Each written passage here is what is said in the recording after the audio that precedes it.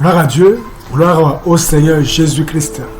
Prions le Seigneur. Notre Père et notre Dieu, nous voulons te dire merci, nous te bénissons, nous te magnifions au nom puissant de Jésus-Christ. Nous prions, Père, que tu nous parles encore par l'étude de la vie de Moïse au nom puissant de Jésus-Christ. Merci Seigneur, au nom de Jésus, nous avons prié. Amen. Alors, une fois encore, bonjour et merci de toujours suivre cette étude de la vie de Moïse. Aujourd'hui, le thème que nous voulons aborder est intitulé « Des excuses humaines face à l'appel divin ». Des excuses humaines face à l'appel divin. Dans le livre de Exode chapitre 4, verset 10, Moïse dit à l'Éternel, « Ah Seigneur, je ne suis pas un homme qui a la bouche facile, et ce n'est ni d'hier, ni d'avant-hier, ni même depuis que tu parles à ton serviteur, car j'ai la bouche et la langue embarrassées. » Vous voyez, après donc que Dieu eut montré sa puissance à Moïse, parce que Dieu voulait que Moïse puisse aller en Égypte pour libérer le peuple d'Israël. Dieu donc s'est présenté à Moïse comme étant le Dieu d'Abraham, le Dieu d'Isaac, le Dieu de Jacob. Et lorsque Dieu s'est présenté à Moïse d'une telle manière, nous avons vu clairement que Moïse a caché son visage parce que Moïse craignait de voir Dieu. Moïse donc était conscient maintenant que c'est Dieu qui lui parlait, le Dieu de ses pères qui lui parlait. Non seulement ça, Dieu a déployé sa puissance devant Moïse et Moïse a cru que c'est effectivement Dieu, le Dieu de ses pères qui se révélait à lui. Mais maintenant, Moïse va faire sortir d'autres arguments pour chercher à se soustraire de cette mission ultime que Dieu lui accorde. Verset 10. Moïse dit à l'Éternel, « Ah Seigneur, je ne suis pas un homme qui a la bouche facile. » Vous voyez, ça, ce sont les excuses que Moïse était en train de brandir à Dieu pour échapper à cette mission que le Seigneur lui confiait. « Ah Seigneur, je ne suis pas un homme qui a la bouche facile, et ce n'est ni d'hier, ni d'avant-hier, ni même depuis que tu parles à ton serviteur, car j'ai la bouche et la langue embarrassées. » Oui, Moïse voyait la grandeur de la mission que Dieu lui confiait. Et Moïse s'est mis à regarder à ses faiblesses à lui-même. Il voyait que la mission est trop grande et que lui, Moïse, il se retrouvait tout petit face à cette mission-là.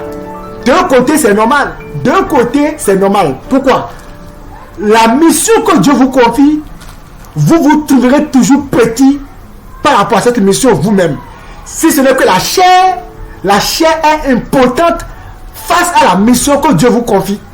Donc, quel que soit le savoir, la connaissance, les habiletés, les capacités que détenait Moïse, toutes ces compétences, ces habiletés étaient disqualifiées, étaient incapables d'aller accomplir la mission de Dieu. Et c'est comme ça,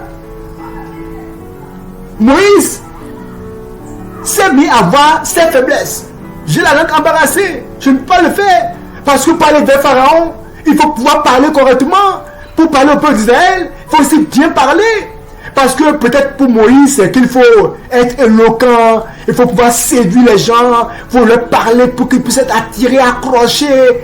Et Moïse voyait que mais vraiment, je n'ai pas cette capacité, cette éloquence qu'il faut. Je n'ai pas l'oratoire pour pouvoir parler et que le peuple soit touché, pour croire que c'est Dieu qui m'a envoyé, ou pour parler à Pharaon afin qu'il puisse croire. L'Éternel dit, qui a fait la bouche de l'homme? Avant cela, comprenons que c'est dans nos faiblesses que Dieu révèle sa force.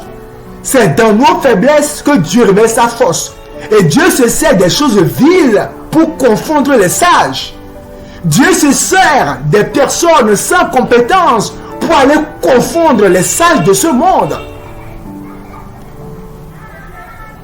L'Éternel lui dit, qui a fait la bouche de l'homme et qui rend muet ou sourd, voyant ou aveugle, n'est-ce pas moi l'Éternel? Va donc, je serai avec ta bouche et je t'enseignerai ce que tu auras à dire. Ça, c'est clair.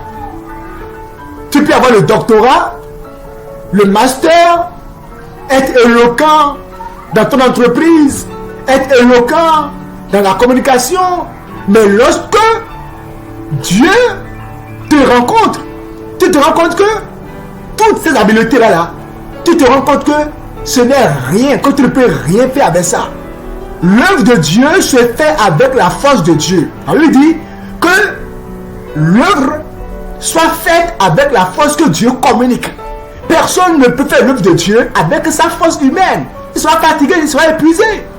Quand Dieu te confie une mission, il ne te dit pas d'aller accomplir la mission sans lui, Dieu. C'est pour cela que le Saint-Esprit est là. Et c'est le Saint-Esprit qui fait tout en nous. C'est l'esprit de force, l'esprit de courage, l'esprit d'audace. C'est lui qui est en nous et qui fait tout en nous.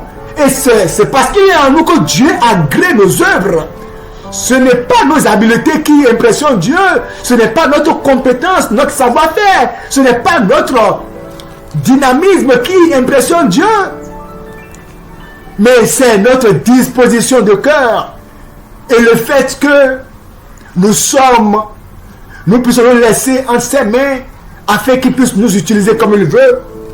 Alors, Moïse s'est mis avec quoi? Sortir des raisons que Dieu n'a pas appréciées. Moïse dit, ah, Seigneur, envoie qui tu voudras envoyer. Envoie qui tu voudras envoyer. Verset 14. Alors la colère de l'Éternel s'enflamma contre Moïse. Dieu était fâché contre Moïse. Vous voyez? C'est comme ça, mes frères. Lorsque Dieu te confie une mission, ne regarde pas à tes faiblesses. Lorsque Dieu a appelé Jérémie, Jérémie 1, verset 6, Jérémie a dit, ah, je suis un enfant. Dieu a dit, ne dis pas je suis un enfant. C'est ça. Lorsque Dieu t'appelle et que Dieu est avec toi, non mais, tu n'es plus un enfant. C'est la puissance de Dieu qui est en toi. C'est la force de Dieu qui est en toi. C'est Dieu qui est en toi. Et c'est Dieu qui fera tout en toi.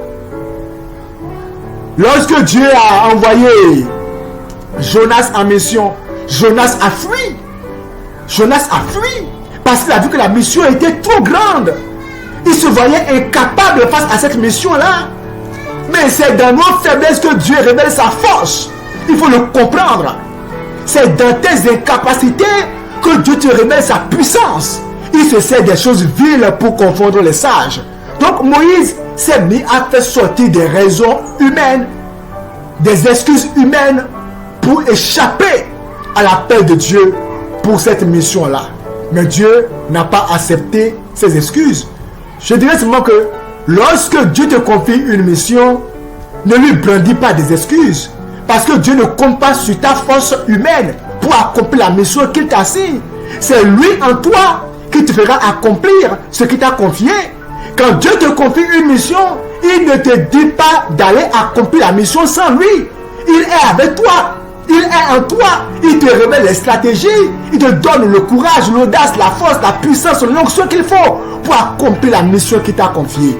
Alors, laisse tomber les excuses. Quand Dieu t'appelle pour une mission, ne va pas au sol Chanel. Je n'ai pas d'argent. Je n'ai pas d'habits, je n'ai pas ceci, je ne sais pas parler, je ne sais pas parler français. Vraiment, moi, je suis un homme timide. C'est Dieu en toi qui fera de toi une personne surnaturelle, une personne puissante, une personne qui pourra accomplir la mission qu'il t'a assignée. Que Dieu te bénisse.